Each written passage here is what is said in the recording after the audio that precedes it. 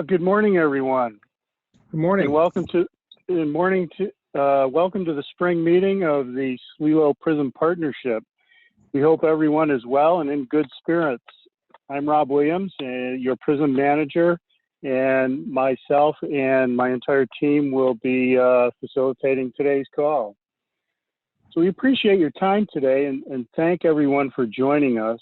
I would like to ask everyone to make sure your audio is muted to reduce feedback over the line. And again, we'll try and manage that from our end as well. For logistical reasons, we will forego our customary roundtable reports. However, we will have some time for open dialogue at the end of the meeting. We appreciate your understanding for today for changing this from an in-person meeting to an online meeting. Typically, we only do one online meeting each year in January. However, due to the current global biological event that is occurring, we opted for a socially distanced meeting today. Nonetheless, we have much to share with our partners. To keep things flowing smoothly, I would ask that our partners, if you would all grab a notepad and a writing instrument, jot down any questions you may have for the open dialogue section near the end of the agenda. With everyone working from home or remotely, we have different bandwidth on our system, so you never know what to expect with the internet. Again, thanks for your understanding. Today, you'll hear from all of the SLELO staff. We will be sharing information at a relatively brisk pace. Again, jot down your discussion points and feel free to refer to a specific slide if desired.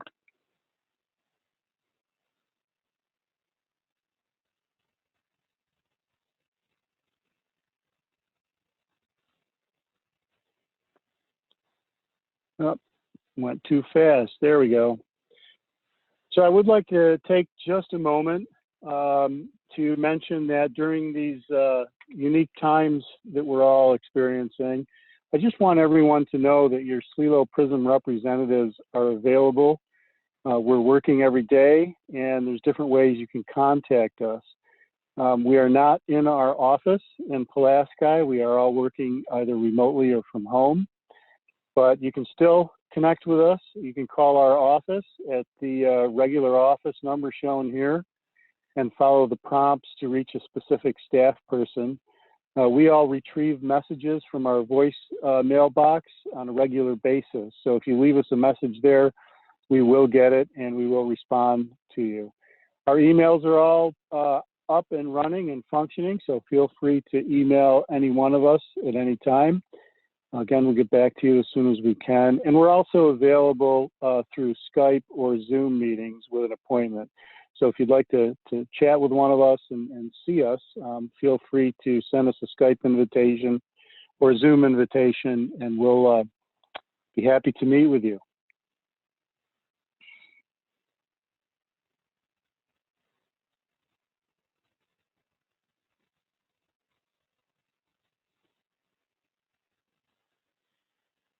So just a brief synopsis of our agenda today to get a compass bearing for everyone.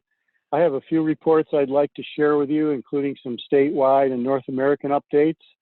I would like to share with you some information on Cassogue Lake fanwort treatment. We'll also talk briefly about swallowwort biological controls coming for this summer and early detection efforts again for this season. Then we'll hear from Robert, our terrestrial coordinator, who will give you updates on our tiered species list, treatment site assessment and reductions for this year, upcoming giant hogweed control, a little bit about our Tug Hill restoration work, Robert's Urban Forest Sustainability Project, and then nomination of Celestris orbiculatus, otherwise known as Oriental Bittersweet. Then we'll hear from Brittany, our aquatic coordinator, who will update everyone on an extensive hemlock woolly adelgid search that we've just completed, along with our aquatic restoration initiative, some updates on our upcoming eDNA sampling, follow-ups on our macrophyte nutrient analysis, a little bit about our 2020 WISP program, along with a spotted lanternfly initiative that we have in the works. and she'll be tag teaming that one with Megan. Then we'll hear from Megan Pistolis, our Education Outreach Coordinator, on activities for this season, and then we'll wrap up the meeting with an open dialogue where we can all have conversation or discuss particular issues of concern.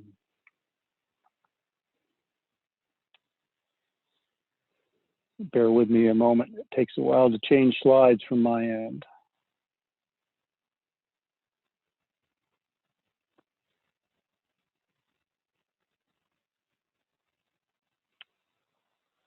So real briefly, I wanted to just share with everyone some things that are going on both at the state level and also with the North American level. As many of you know, I've been the PRISM representative on the New York State Invasive Species Advisory Committee for a number of years now, representing all of the PRISMs in the state. I've also been the secretary on that committee for a number of years. And what we've decided to do is change things up a little bit. I will no longer be the PRISM representative or the secretary. Christopher Williams from the Capital Mohawk region will now be your PRISM representative to ISAC, and he's also agreed to do the secretary, or undertake the secretary's role on the committee as well. I will be transitioning to the Nature Conservancy seat on the committee. I think that this all is good and allows us to do networking at a different level and to share information between our PRISM, other PRISMs, and collaborate with the state as well. The North American Invasive Species Advisory Board, I've also been asked to represent New York PRISMs and the Nature Conservancy and our PRISM on the North American Invasive Species Advisory Board. And I think with all of these changes above, it will allow for better, broader invasive species networking, information sharing, and programming. And on the screen here, you'll note just a few of what's known as PRISM highlights. We've been preparing these for the New York State Invasive Species Advisory Committee for a number of years, and it basically gives a snapshot of highlights from each of the PRISMs across New York State. We've decided to keep providing those to the New York Advisory Committee, and I believe Megan will also be finding a way to post these to the SLELO PRISM website or another way in which our partners can access them as well. So if you ever have would like to get a snapshot of what some other PRISMs are doing, it would be a good resource to do so.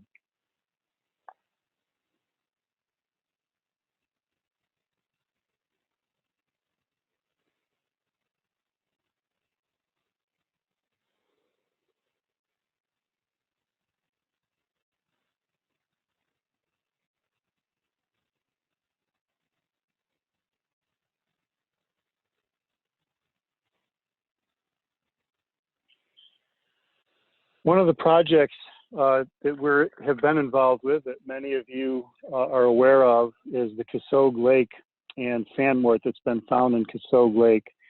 You may recall a few years back, we had our seasonal early detection team do an assessment of the west branch of Fish Creek, which connects Cassogue Lake with Oneida Lake. And what we wanted to do with that assessment is to determine if fanwort was spreading downstream towards Oneida Lake. We found none. We had our early detection team working on it along with a number of volunteers, and we didn't find any. Cassogue Lake Conservation Association treated the lake for fanwort, and this year we will be collaborating with the Cassogue Lake Conservation Association to do hopefully one final treatment of fanwort in Cassogue Lake, which is designed as a rapid response not only to Cassogue Lake, but also to do what we can to protect that species from moving downstream into Oneida Lake. So we'll be working with the Oswego Soil and Water Conservation District, the Cassogue Lake Conservation Association, and a company known as ATIP, which I believe was formerly known as Allied Biological. So it'll be a good project, and hopefully that will be implemented this summer, and a good way to protect Oneida Lake. I also wanted to give everyone an update on the swallowwort biological control.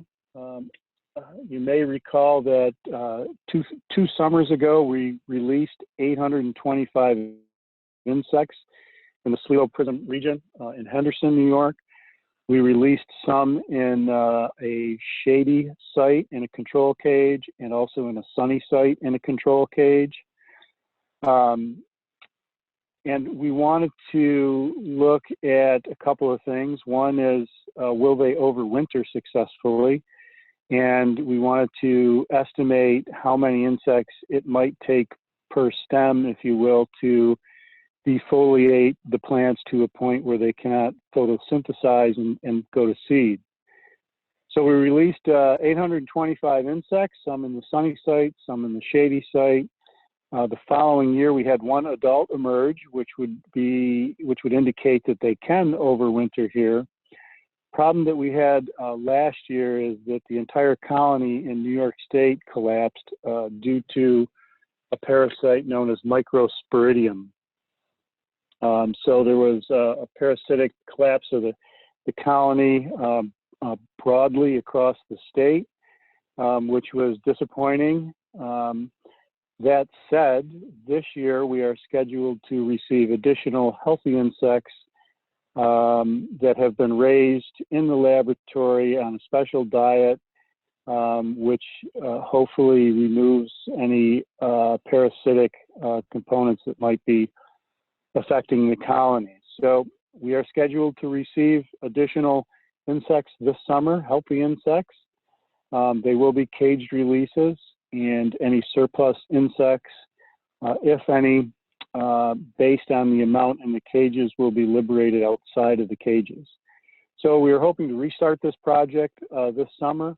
We're working with a lot of folks, Dylan Perry at ESF, Lindsay Milbrath at USDA, and some other folks they've been rearing the colonies, and we've been promised some bugs for this summer. So hopefully we can restart this project and hopefully move it towards a successful outcome. Also, I just want to let everyone know that I've been asked by the Adirondack PRISM to give a PowerPoint presentation on biological controls on April 22nd at 10 a.m. If anyone would like to sit in on that call, send me an email and I'll make sure you get the link for that call.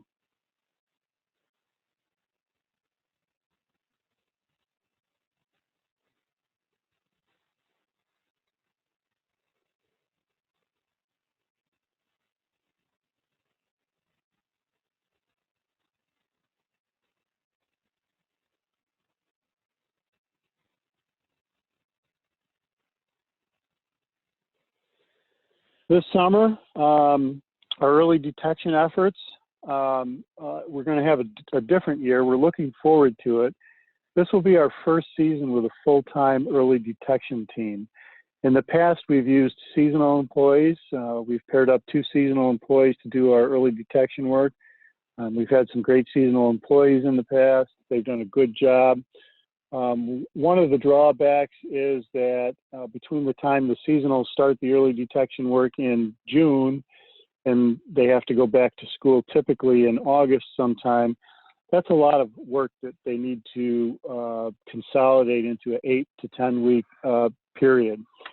And it may not always be the best time to be looking for a particular species depending on how they emerge throughout the growing season. So this summer will be our first season with a full-time early detection team.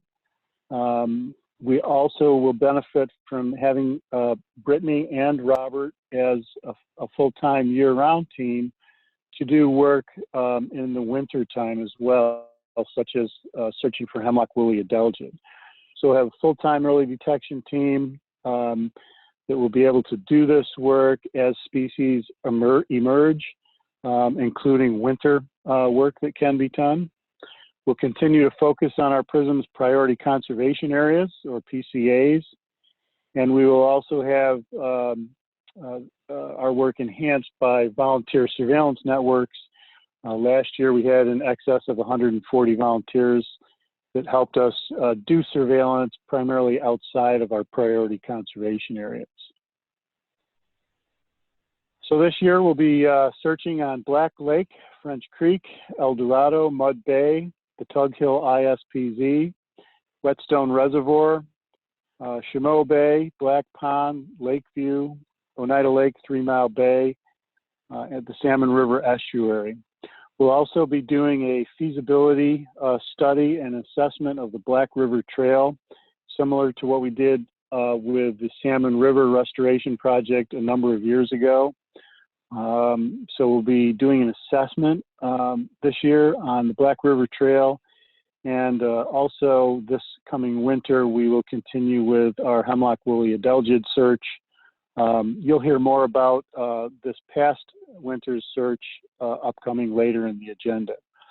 So we're looking forward to a robust season with our early detection efforts, and we're also looking to benefit from having full-time crew on to do this work.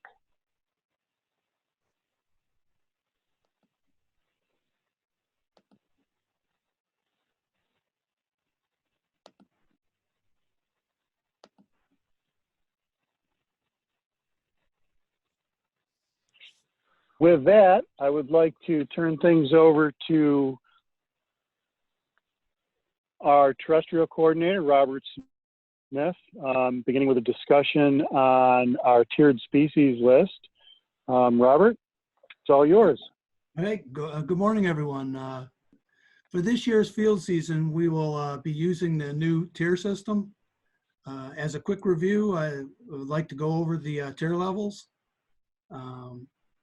Tier 1 species are those that have not been detected in our area, like Asian longhorn beetle or spotted lanternfly, but they're close to our region, or they have a high likelihood of arriving in our area. Tier 2 species are in the area, but in low numbers, like giant hogweed or porcelainberry. So eradication is feasible. Tier 3 species are too widespread for eradication, like swallowwort or Japanese knotweed, and eradication is just not feasible. But suppression within the priority conservation areas is feasible. Tier 4 species are too widespread for eradication or suppression across all priority conservation areas, like leafy spurge or spotted knapweed. Management efforts for this tier are only focused in areas of special concern, like those with rare species. Tier 5 species are those that we require further knowledge about before we can determine an appropriate management strategy. We currently don't have any species in this tier.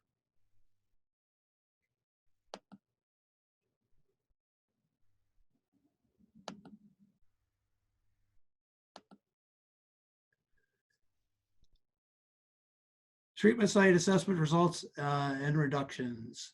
This year, we will have 11 less treatment sites than last year. This is broken down by invasive species and PCA in the following table. For swallowwort, one site was eradicated at Mud Bay boat launch. One site was eradicated at Pine Grove, their boat launch site. And one site at Tryon Road will now be managed by the Nature Conservancy. For Phragmites, 6 sites were eradicated at Little John, and our 2 sites will now be managed by the Nature Conservancy. And there's also 1 new site that we found on the Tug Hill that'll be treated this year. For Japanese knotweed, there's one site that was known as JK1 that has been eradicated.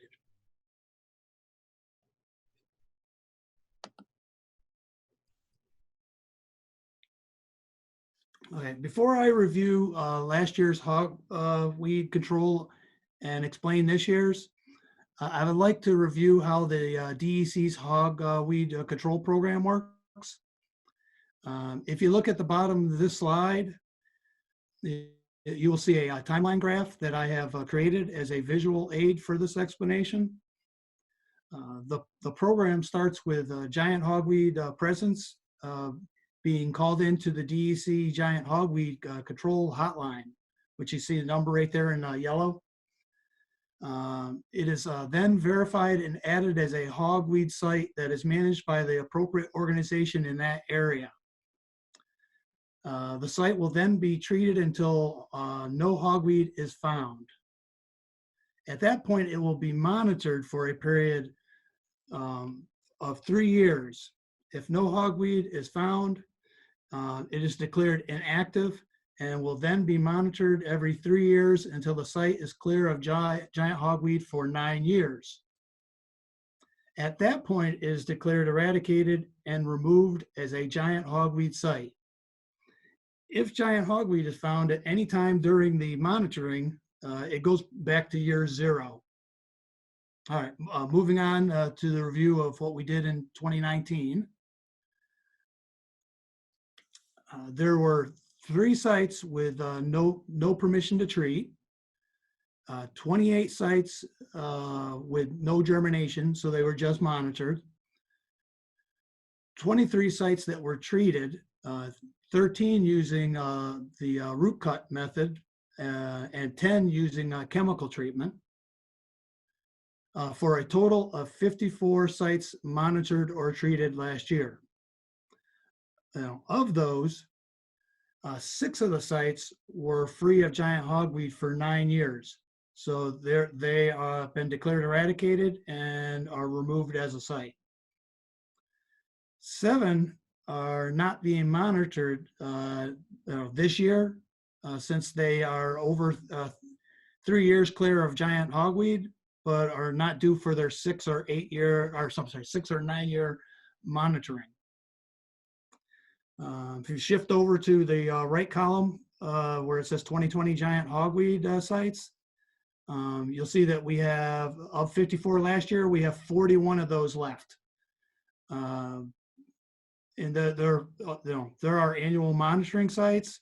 In addition, we have 5 sites that are due for their 6-year monitor, and 2 sites that are due for their 9-year monitor.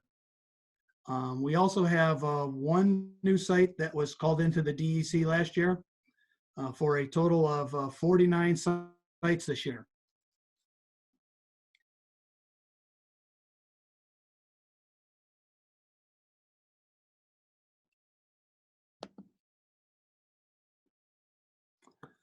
All right, to date, starting with the, from when we started working with the giant on the giant hogweed, there's been 64% eradication of giant hogweed.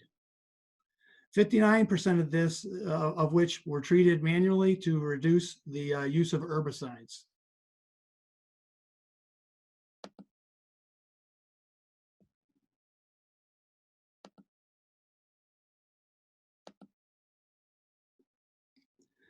Tug Hill Restoration. The Tug Hill Restoration is a project that's resulted from the removal of invasive honeysuckle and buckthorn. This year, we're going to plant 9,000 trees and patch cuts within 2 stands in an area over 20 acres. There will be 4 species planted, ranging in height from 4 to 18 inches. The trees will be planted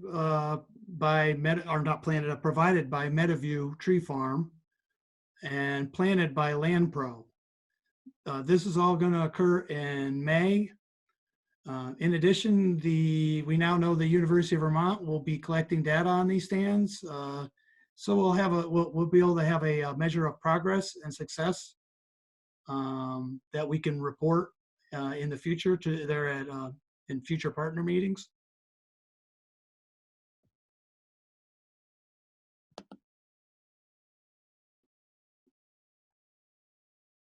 Urban Forest Sustainability Initiative. The Urban Forest Sustainability Initiative promotes resilience to invasive pests, pathogens, and climate change through increased tree species diversity, planting climate adaptable trees, planting native trees, pest management, and what is commonly known as right tree, right place. This year, we are presenting this program to the urban forest leadership in the 5 largest urban communities, which are Utica, Rome, Watertown, Oswego, and Fulton. Each community will or has received a Urban Forest Sustainability Initiative guide, Urban Forest Sustainability presentation, $2,000 reimbursement for the purchase of native tree species from our Urban Forest Sustainability Initiative guide. And we also have an Urban Forest Sustainability webpage that's been created to assist these communities with urban forest resources. In the following 2 years, we will be going to 10 more urban communities to present exactly the same thing as I just mentioned.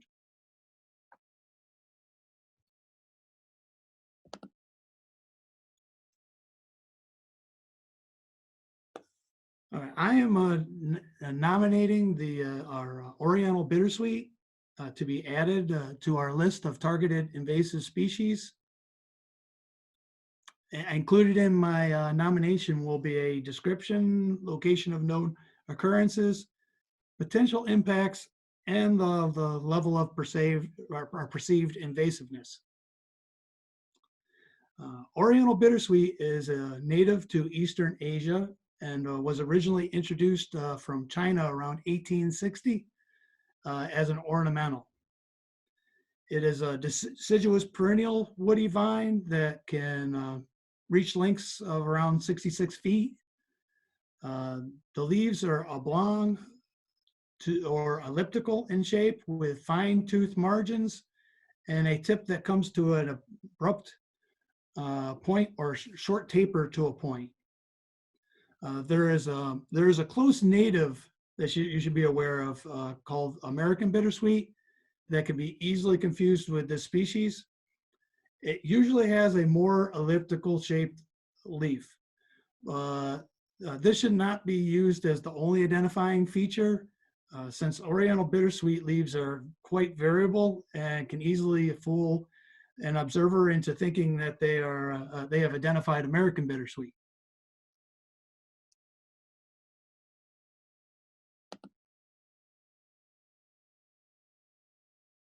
The stems occasionally branch and they twine or wrap themselves around other objects. And the branches can get quite large, up to 4 inches in diameter.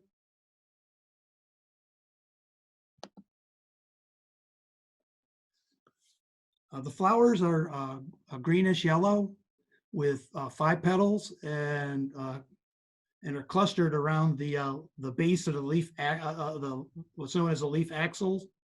And they flower from May to June. On American bittersweet, however, the flowers and the fruit are found in large clusters at the end of the branches.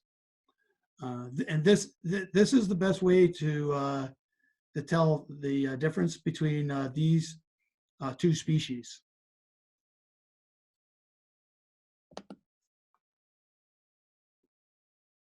Fruit occurs from July to October. It starts out green, like you see in the picture on the left, and then turns yellow as it matures in the late summer. This outer yellow layer will split into 3 parts, revealing a bright red fruit inside.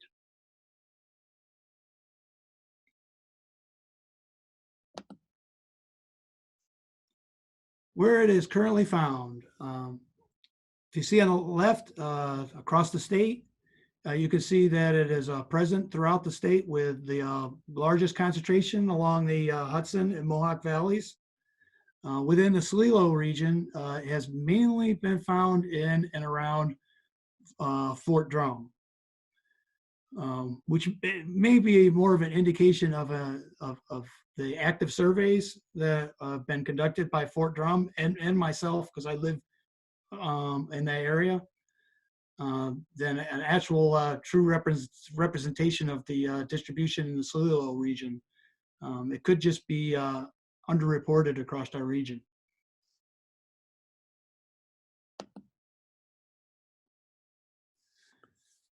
Potential impacts. Oriental bittersweet invades a great variety of sites, including thickets, forests, beaches, roadsides, old fields, and urban areas.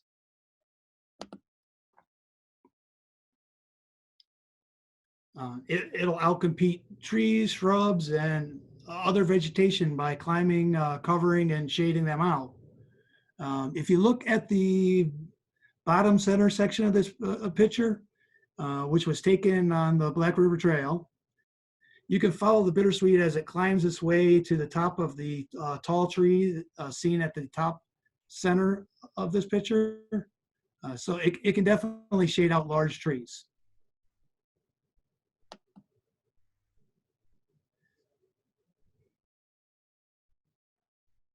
It may also kill trees by girdling them.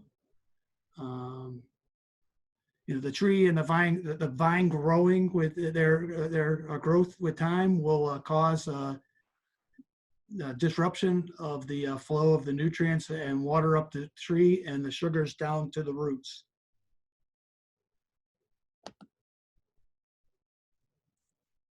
Level of perceived invasiveness. New York Natural Heritage has given this species an invasiveness rank of very high. The seeds are dispersed by water, humans, and animals.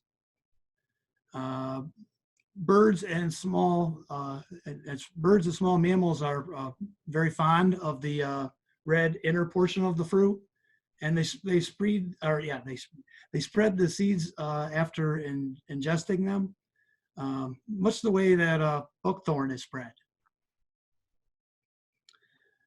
Sprouts from the roots, or it can sprout from the roots, root fragments, and the root crown.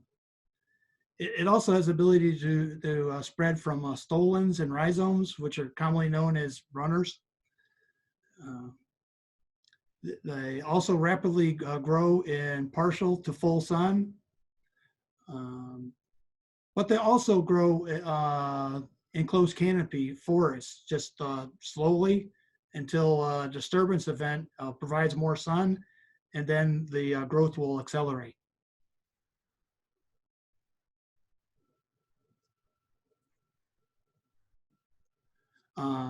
We would like to expedite early detection and rapid response efforts for this invasive species. If anyone has objections to this nomination, please send me an email and I will address your concern. And this concludes my terrestrial coordinator updates. Brittany is next with the aquatic coordinator updates. Thank you. Thank you so much, Robert. I hope everybody can hear me okay. So I'm going to go into our extensive efforts for the first time in hemlock woolly adelgid surveys. So Robert and I spent a lot of time going to multiple sites and coordinating and collaborating with partners to make sure that we were going to additional sites that were closest to our boundaries where potential HWA populations are. So one example, there is a report from 2013 that HWA was found in Sterling, the town of Sterling. So we tried to make sure that we were getting areas with large hemlock stands towards that location to try to create this area. So instead of listening to me talk about all of our efforts, I will show you a quick video of what we did.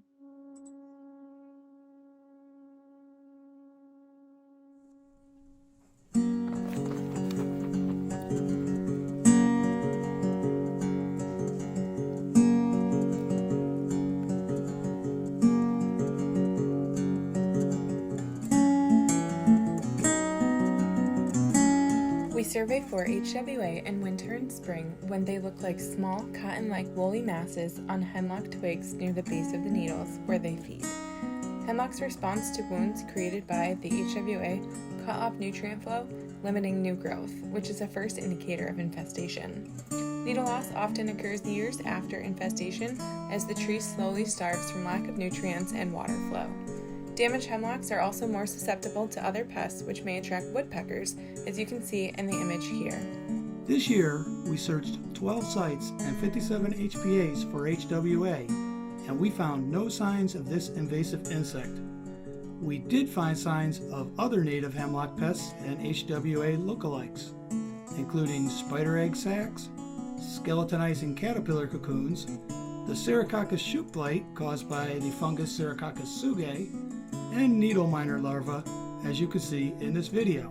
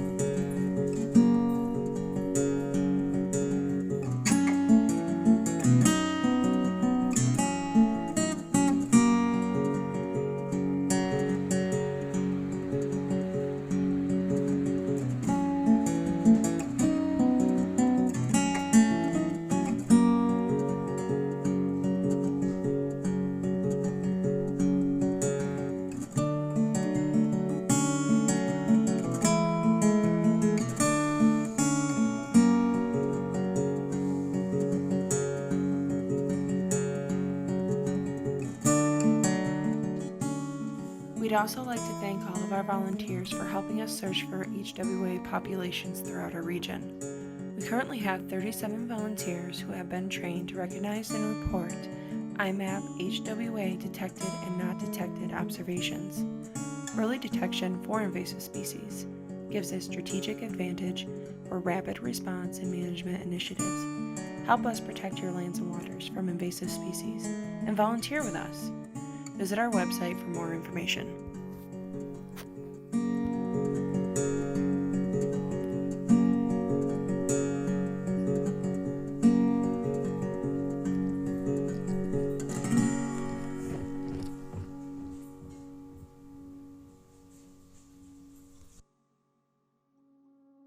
So I hope that gave you a good snapshot to the work that we've done and some of the areas that we've gone to. If there was a little bit of feedback on your end of the speakers, visit our YouTube channel to watch the video, and it's also posted in our field reports page, as well as our hemlock woolly adelgid page. So with that, I will quickly move over to our aquatic restoration initiative. And so this will be the first year that we are doing this project. So we're really excited about it. And it's specifically designed to restore and preserve select aquatic areas in the Eastern Lake Ontario region. It's going to be completed as a partnership between our partners, the Nature Conservancy, SLELO, subcontractors, and more. So as most of you know, we have engaged with our partners to identify and prioritize what our goals were for this 2019 to 2023 strategic plan. And this was to maximize our potential conservation benefit through our work within SLELO. Identified as one of those 8 goals was ecological site restoration, which is really what served as the foundation for this initiative. So it's an important part of our work connecting our control and management to the promotion of natural and native flora and fauna in our region. This is also encouraging more resilient native ecosystems to invasive species, but then also climate change as well. So our first project as a part of this will last for 3 years. The first year is an assessment of some Eastern Lake Ontario areas, which I'll get more into in a moment. Then we'll be implementing this work, the restoration, follow-up, or the management of those invasive species. And then in the 3rd year, we'll continue to monitor and maintain that restoration area and hopefully prepare it to be resilient in the future. So our year 1 aquatic and riparian invasive species inventory and habitat assessment This is focusing on some tributaries and riparian corridors of South Sandy Creek, and Stony Creek. And we will begin those at the Lake Ontario entrance all the way up to the New York State Route 3 bridges or around that area. And this is going to first conduct a literature review of the existing data in those tributaries. So what invasives are there, what natives are there, if there's any other information that might be relevant to this project. And then they'll be conducting a field inventory of the native and invasive species that are actually found this season. And then finally, the biggest result of this is going to be a final report with recommendations for the suppression of the invasive species that are found, but then also for the ecological site restoration. We've selected a vendor or a subcontractor, and we are working with getting things narrowed down and initiated with them. So once we have that final contracting in place, we'll announce the vendor and they'll begin their field work. We're really excited for this project. It really is the beginning of what we're trying to shift our focus to, is more of that restoration component of our work. So eDNA sampling, for those of you who are on our last partner meeting, I apologize, there's not too much change for our sampling for 2020. We have, however, introduced the Stony Creek and the Lakeview Wildlife Management into our sampling, just because we are trying to help with doing some invasive species management and restoration in that area. This will also build on the other projects that people are submitting proposals for and working to get funding to do other invasive species management in the Eastern Lake Ontario region. Our primary species are including a native species that we know is in that area, and then some invasives to follow, so tench, snakehead, the Asian carp group, and then potentially the Asian swamp eel, which one of the species was actually found in Hemlock Lake. So we're hoping to really draw that connection. We are working with the lab to see if we can get plants sampled for eDNA, which seems to be a little bit more tricky. And then, of course, as many of you know, with the current COVID-19 crisis, we are unsure of working with the lab and how they're going to be open. So we're trying to kind of work as we go along. We will be collecting 225 samples for our, we did collect 225 samples for our 2019 efforts across Lake Ontario as part of a collaboration. And then this year we'll be doing the 30 samples in those 5 sites. So we're pretty excited to see where this goes. This will be our first big project on our own, and we'll be collaborating with other programs across the state to see what kind of results they're getting and how we can continue to improve this effort. So talking a little bit more about the aquatic invasive species macrophyte nutrient analysis. As many of you know, there's multiple techniques to managing water chestnut. In the images on the left-hand side, you can see an airboat, which is actually spraying herbicide on a really dense water chestnut bed in the Oswego River. The second image down is actually the biological control Galericea bermanica, which is currently being studied at Cornell, among other universities, to see if we can use that as a biological control once it's actually officially approved and open for release. And then finally, the biggest management effort in the SLELO region for water chestnuts is hand pulls. So people actually getting out there on the water and participating in these pulls when we have a really short timeline. So it's between June and August, right? So you have only a couple short months where we can actually go out and do these pulls. But that limitation hasn't actually stopped us from doing an amazing amount of work. So between 2018 and 2019, we've removed over 69,000 pounds of water chestnut. And we are working to figure out, okay, that's an astounding number, almost 70,000 pounds of water chestnuts, but how can we actually measure this success? So the ecological success of these regions is not only measured by reducing these water chestnut populations, but by trying to figure out what native populations, fish, organisms, other plants might be coming into those regions. And a lot of programs lack the funding to continue that follow-up to actually monitor what species are coming in and populating those regions. So we're working really hard with other AIS staff across the state to try to collaborate, come up with some good metrics, and trying to really work together to figure this out. The aquatic macrophyte nutrient analysis really started just trying to figure out what nutrients were in the water chestnuts and what their impact is on the ecosystems they're growing in. But then we started asking ourselves more questions. So what are these 70,000 pounds of macrophytes being removed from the water? What impact is that having on the ecosystems? And then, you know, what's happening after we're controlling these populations of water chestnut? And of course, the biggest question too is how can our regional efforts contribute to statewide and even international efforts as well? So we're working really hard to come up with some answers for this.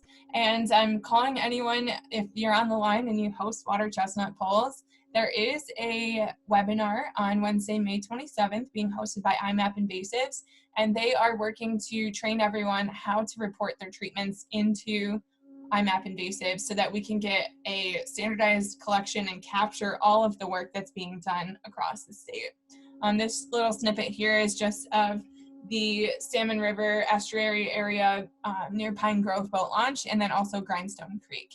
So just some examples of where people are reporting water chestnut and where management is occurring. So moving on to the Watercraft Inspection Steward Program for 2020. As most of you know, we're really excited to expand this program out to much bigger than what it has been in the past. And we are partnered up with the Thousand Islands Land Trust, who's working with us on this program. We currently have approximately 30 sites that we have on our list now. Unfortunately, with flooding and high water levels, we've been trying to add in a couple extra launches to make sure that if places are closed, we can respond to that. So one example is Wright's Landing Marina in Oswego did contact me and announce that they were not opening until July 15th. So that's one example of how we're responding to the flooding, and we're gonna add in some new launches and try to work that stewards coverage into other areas. The secondary concern that we have is with the COVID-19, but I'll get a little bit more into that in a moment. So I just wanted to show you the 10 stewards that we are working on are going to be working in these regions. So most of them will have their primary launch, and then they'll also have a secondary launch that they can work at as well.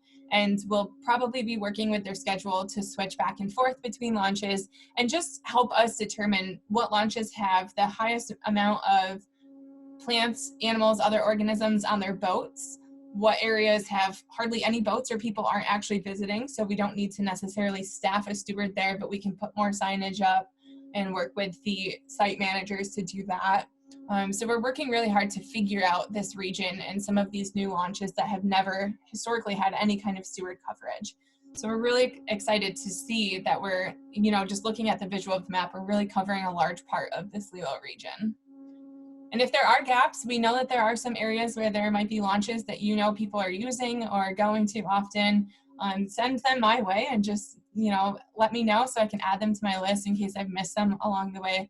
But I think we've gotten most of the larger launches covered.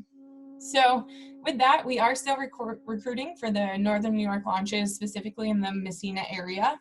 And we are working on the training to be scheduled for May 21st and 22nd. And then the stewards working in the actual launches that Memorial Day weekend. Well, we're hoping to have coverage through Labor Day. And if funding allows us, maybe some of those stewards will actually be able to cover launches through Columbus Day. There are some other species like hydrilla, for example, that really proliferates in the later end of the fall. So hopefully we can get some coverage between. Unfortunately, you know, everybody is responding to a totally different lifestyle right now and trying to cope with all of the changes. And that is happening with the watercraft inspection steward programs as well. So we're working with programs across the state to determine the best way to offer that 2-day training and to get their materials out there, but then also to allow those stewards to practice safe social distancing when they're at the launches, and making sure that although we are collecting surveys and getting the data that we need, sharing that information with the public, but in a safe manner so that they're excited to participate. So we have 9 of our stewards hired, and we're just looking for that one more in the Northern New York area. So if you know anybody who might be up in this Messina, Ogdensburg region, Canton, things like that, kind of that area. If you know anybody, let them know that we're looking for another steward up there. So with that, I'm going to transition to a new outreach initiative that we're working on. Megan and I are going to kind of tag team this a little bit. So I'm going to just give me 1 second to get her rolling. So we will be working on this spotted lanternfly spotters program. And just a quick overview of what we're going to talk about today is just the issue at hand, this strategy, a database that we're creating, a script that we're using to reach out to these businesses, and then some other materials that we've developed and how possibly somebody or many of you on the line might be able to help us. So with that, Megan, if you are there, make sure you're unmuted and I'll let you take over. Okay. So this map shows the most current reported distribution of spotted lanternfly in the United States. SLF was first detected in 2014 in Pennsylvania and has become established in 6 other surrounding states. The purple dots on this map indicate individual finds of SLF. And at this time, there have been 14 individual finds of dead adults or egg masses in New York State, but no infestations have been found. In the fall of 2019, dead SLF adults were sighted in Oswego County and packaging material inside warehouses, and other similar sightings have occurred in bordering counties, such as Herkimer, Otsego, and Cortland. Although there haven't been any infestations of live SLF populations in New York State, anyone traveling from regions with known infestations could easily introduce new populations to our region. So to address this issue, we have developed an outreach strategy we've named Spotted Lanternfly Spotters, or SLF Spotters. And our strategy involves 3 main steps. 1, provide outreach materials to target businesses such as marinas, tackle, bait shops, and charter boat services, whose customers are likely to travel to our region from SLF quarantine areas. Then we want to gain a commitment from those businesses to distribute the materials to their customers and measure that commitment. And then we plan to help us learn more about the effectiveness of this strategy. We're going to track the distribution of the outreach materials and also track the commitment from the recipients of those materials to check their equipment before traveling and to report SLF sightings. So one of the most exciting parts of this program is we're trying to figure out how in the world are we going to find all of these businesses and know where they're at and who we're reaching. So we developed the idea to come up with this database to prioritize our outreach, but then also to figure out how many of these businesses existed in our region and where exactly they were all located. So we have been working with a volunteer, and I'd like to give a special shout out to Eileen for helping us initiate and tackle this extensive effort. She has researched and found over 140, almost 150 businesses now in our region, which is pretty crazy to think about how much is actually out there. And once we realized how awesome this database actually was, we started realizing that we could use this database in so many more ways. So we started coming up with other potential options. Although the Spotted Lanternfly Spotters program focuses on marinas, fishing and tackle shops, charter and fishing guides, and even outdoor sports stores, we found that there might be use for figuring out where all of the nurseries, orchards, vineyards are in our region, finding out where some venues are where we can potentially host events, and being able to know what events are annual events that happen every single year. So we have been coming up with different ideas. And if you think that you might have some way to participate or provide us with extra fields or information, please contact me, let me know. We're really excited about this. But back to the Spotted Lanternfly Spotters program. So as you can see on this map here, this is just a short glimpse of about 100 businesses that were put into the database. So immediately we're able to see where the highest congregation of businesses are and help us determine where exactly we want to focus our efforts. And then once we actually get the businesses participating, we will be able to find out where the areas are that we might be missing the information or that we aren't really getting them. So we might have to put in a little more effort to certain areas.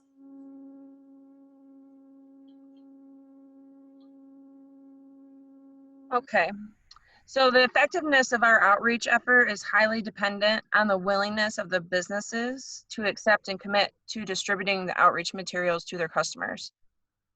So to enhance cooperation, we will reach out to businesses prior to distributing the outreach materials. And to do this, we have developed a script, and our dedicated volunteer, Ed DeMaria, who has experience with scripted calls, will reach out to our target businesses.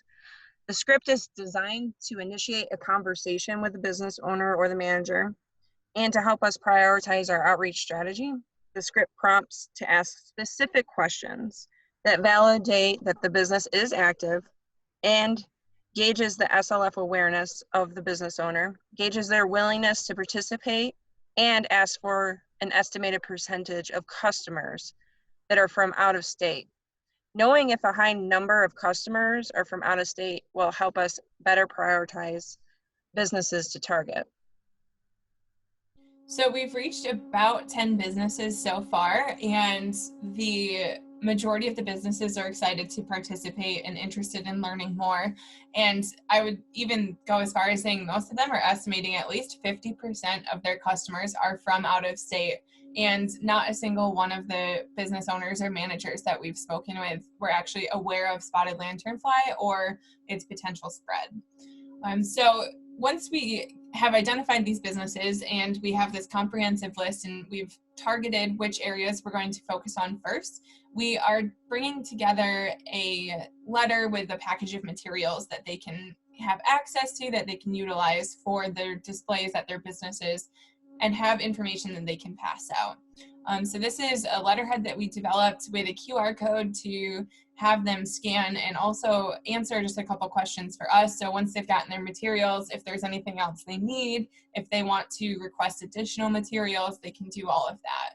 So we've been working with the businesses and, we'll keep going forward, and hopefully long term, we can even potentially move this from just focusing on marinas and charter boats and fishing guides and other tackle shops, bait shops, to other businesses that might also be impacted by the spotted lanternfly. The letterhead was developed in coordination with our website to try to match the coloration and the visualness so that people start linking SLELO, all of our SLELO resources, to our website, going to it more easily. Just back to the businesses, we're hoping to get about a 30% response from the businesses. As of right now, we have a list of about 150, maybe a little bit more than that, and we are hoping to get about 30% of those.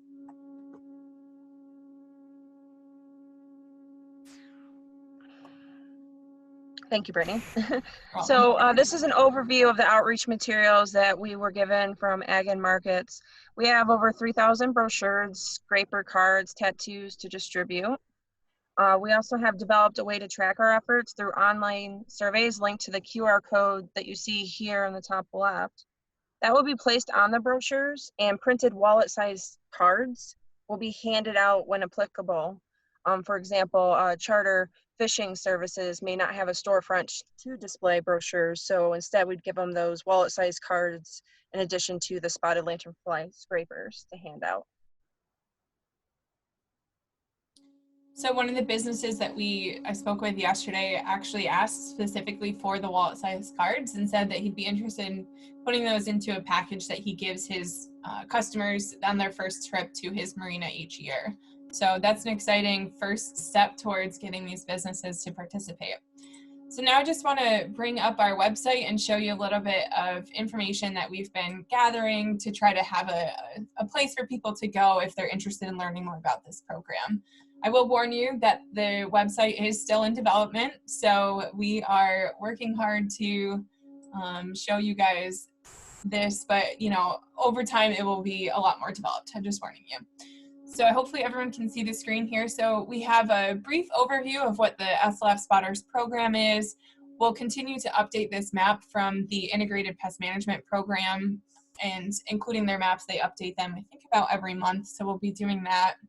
And then also we have links to surveys. So the first survey that I want to show you is the business sign-up form. So thank you to some of our reviewers who helped us make sure that we included this as part of our program. You know who you are if you're on the line.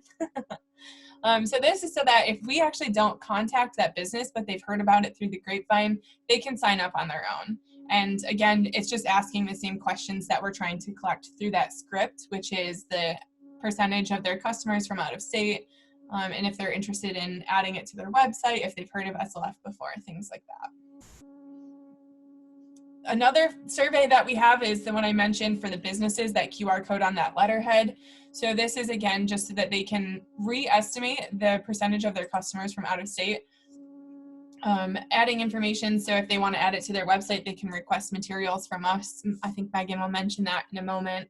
But then also so that we can gather their needs. So if they say, look, this brochure isn't working, I would like something different instead, a whole one pager or just the wallet cards, we'll be able to communicate with those businesses really well and make sure that we're getting them what they need.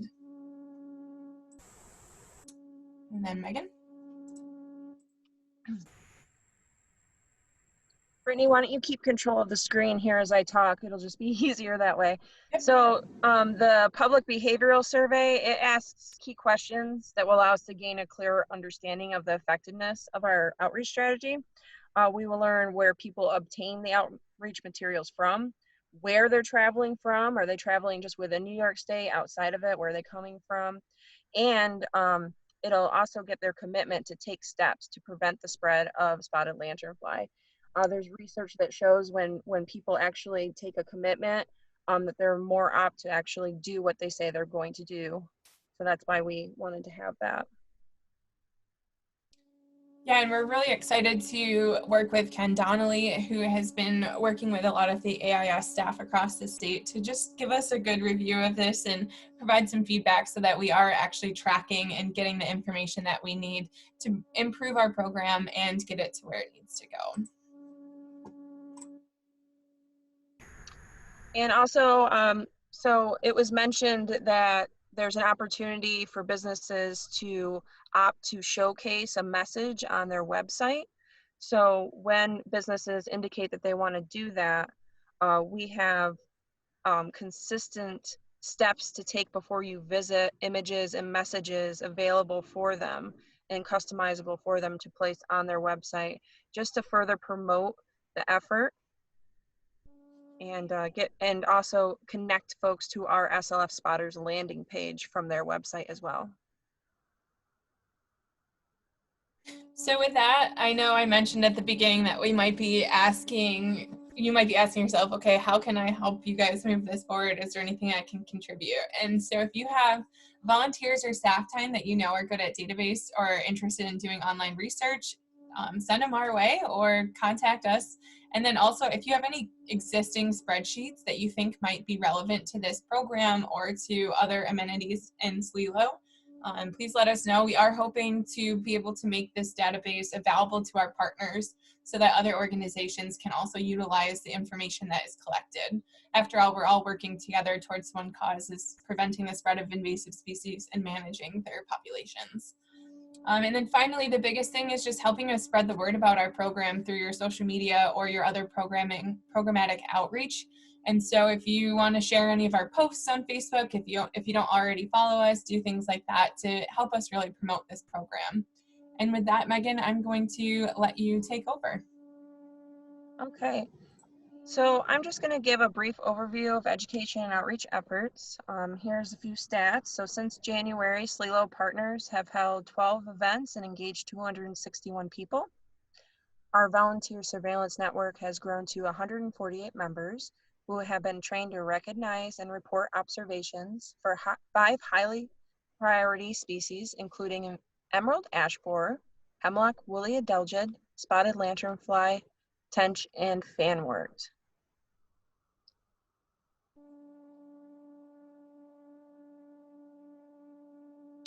Okay, so due to social distancing precautions, all in-person events are postponed until further notice. However, we are encouraging partners to collaborate on webinars to enhance invasive species outreach efforts throughout our region.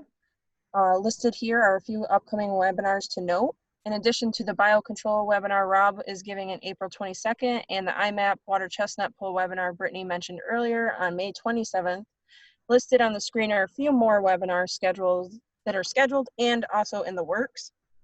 You can learn more about these on our website, on our events page.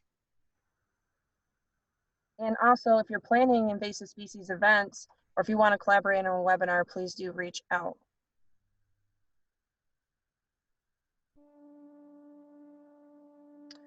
So just a reminder, the 7th Annual Invasive Species Awareness Week will be held from June 7th through the 13th this year. It traditionally was held in July. This is the first year having it in June. ISAW is a statewide educational campaign led by the State Departments of Environmental Conservation and Agriculture and Markets. ISAW engages the public to raise awareness for invasive species impacts and encourages people to take action. This year's theme is 2020, Focus on Invasive Species. But due to our public health crisis, organizations are encouraged to plan virtual experiences and events that incorporate social distancing guidelines and give New Yorkers the opportunity to participate from the safety of their homes. Some ideas for virtual ISAW are listed here, and more are being developed in coordination with the Education Committee. So please do reach out to me if you want to collaborate on an ISAW event. All ideas are welcome. And I just want to give a call out to partners during this time of social distancing. Virtual outreach is more important than ever. So please do reach out if you want to collaborate on a webinar, or if you have any ideas to enhance the virtual outreach and help promote SLELO by liking our Facebook page and subscribing to our YouTube channel. We are working to put together some more cool videos like the one Brittany showed you earlier. So we will be populating our YouTube channel more frequently. So we look forward to engaging with you on social media.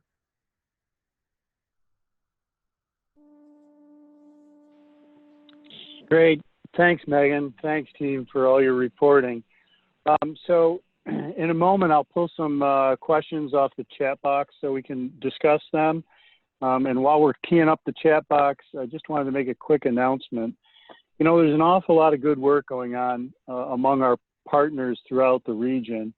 And we'd like to find a way to recognize more of the good work that everyone's doing, or the work that you're planning on doing.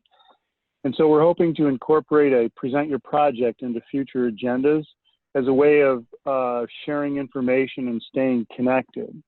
So if any of our partners have a project or are planning a project that you'd like to share with everyone, give us a shout and we can include you on the agendas at upcoming meetings. Or as Megan mentioned, we can also schedule a webcast to share that information.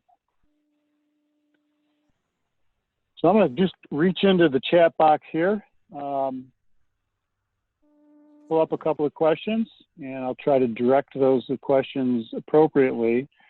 So Patricia has asked, I believe this one goes to Robert. Are there sites at El Dorado that could use mechanical management suppression for swallowwort, knotweed, Phragmites?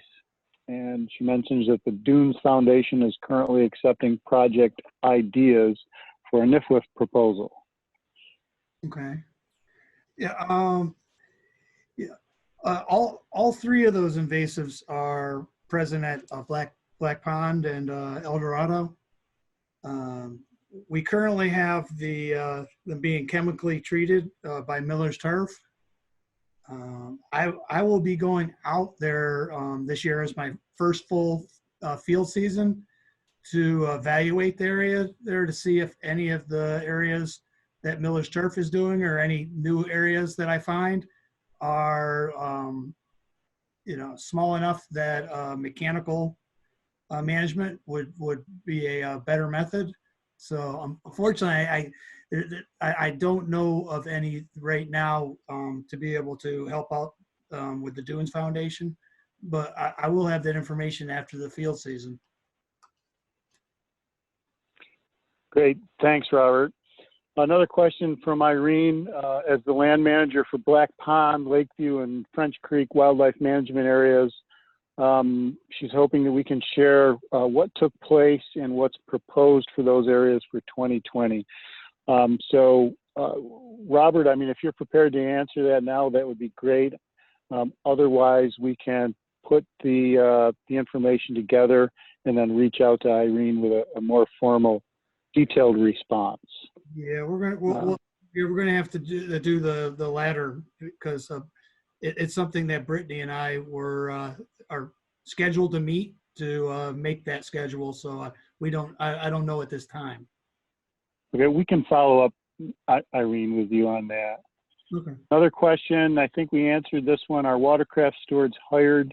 I believe they are all hired except for one that is needed for the northernmost section of our PRISM up near Messina. Is that correct, Brittany? Yeah, that's as far as I know. I know Alina's on the line, so if you have anything you want to add to that, please feel free. But as far as our last call, that's what I know of. Alina, I see you unmuted yourself. Yeah, feel free. So we still have it up on our website. So if you know of anyone interested, feel free to send them our way. But yeah, we should have all the other positions filled right now. And I might have someone I could put up there, but depends on the commute. So yeah, best if you know someone that lives up in that way. Thanks, Alina. Great.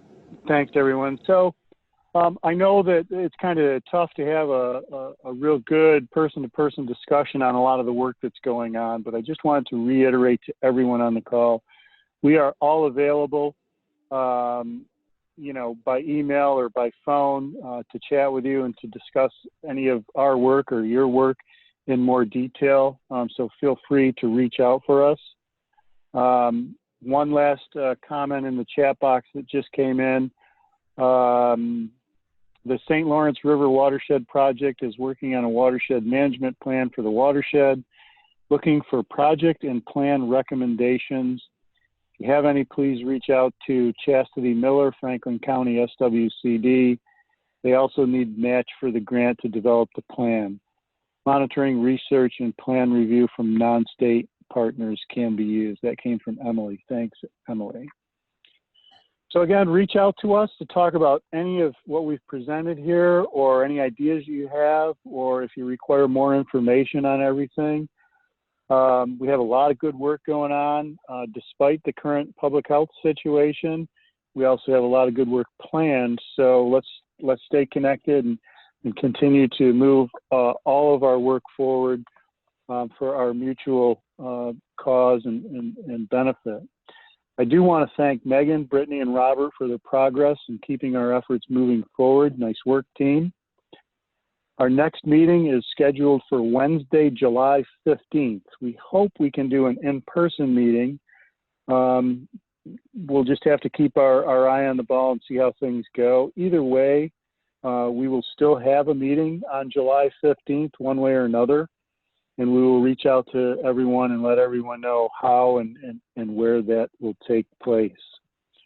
So at this point, I just want to say thanks to everyone for joining us today. Thanks to our team for all your reports and the work you put into the reports. Again, if you have a project or planning a project that you'd like to present to our partnership, let us know and we'll put you on the agenda so that we can all stay informed about what's going on out there. Thanks again for joining us today. With no other business, I will adjourn the meeting by asking everyone to stay safe, practice good work, and be well. Thanks, everyone.